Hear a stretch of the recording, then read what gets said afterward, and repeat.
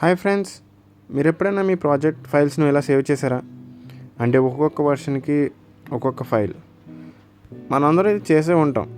ఇది ఫన్నీగా అనిపించిన రియల్ టైమ్ సాఫ్ట్వేర్ కోడింగ్లో ఇది చాలా పెద్ద ప్రాబ్లం.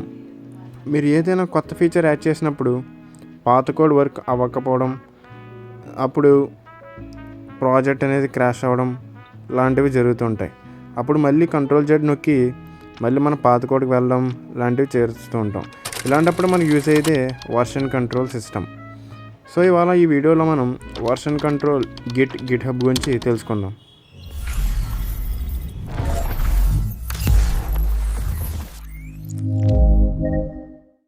వర్షన్ కంట్రోల్ ఇది మీ ప్రాజెక్ట్ ఫైల్స్ కోసం ఒక టైం మెషిన్ లాంటిది. మీరు ఒక ప్రాజెక్ట్లో ఒక కొత్త ఫీచర్ యాడ్ చేశారు. ఆ ఫీచర్ వల్ల మీ ప్రాజెక్ట్ మొత్తం క్రాష్ అయింది. అప్పుడు ఏం చేస్తారు?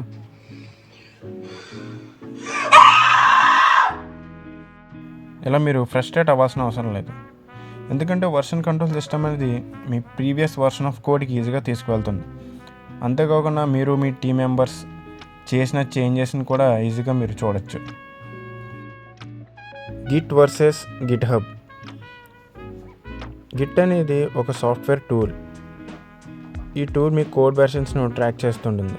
దీన్ని డిస్ట్రిబ్యూటెడ్ వీసీఎస్ అంటారు. ఎందుకంటే మీ టీంలో ఉన్న ప్రతి మెంబర్ మీ ప్రాజెక్ట్ హిస్టరీని చూడొచ్చు. ఇంటర్నెట్ లేకపోయినా కూడా వాడుకోవచ్చు. గిట్హబ్ ఇది ఒక వెబ్సైట్ లాంటిది, అంటే సర్వీస్ ప్రొవైడర్ ప్లాట్ఫామ్. మీరు లోకల్ ప్రాజెక్ట్ని రిపాజిటరీలో సేవ్ చేసుకోవచ్చు.